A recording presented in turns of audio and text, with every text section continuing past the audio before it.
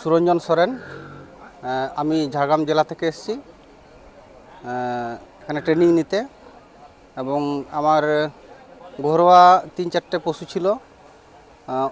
ওগুলোকে ভালোভাবে ট্রিটমেন্ট এবং রাখার জন্য আমি আজকে এখানে এসেছি ট্রেনিং নিতে এবং শিখতে। এগুলো শিখলেন? আমরা দুদিন থিওরিতে ক্লাস করলাম, ওষুধপত্র, ফিড এগুলো দেখানো হলো, এবং প্র্যাকটিক্যালে হাত দিয়ে প্র্যাকটিক্যাল করিয়ে শেখানো হলো। এগুলো প্র্যাকটিক্যালগুলোকে নিজেরাই করলেন? হ্যাঁ, স্যার একটু দেখালেন, তারপরে সম্পূর্ণ নিজেরাই করেছে। সেটা আপনি একাই নিজেরা করলেন না যতগুলো ট্রেনার যতজন ট্রেনিং করতে এসে সবাই নিজের হাতে সব কিছু? হ্যাঁ, সবাই নিজের হাতেই শিখলাম। নাকি শুধু দেখিয়ে দিয়েছি যে এইটা এইভাবে করবেন? না না না, সেরকম কোনো দেখানো হয়নি। জাস্ট ফার্স্টে শুধু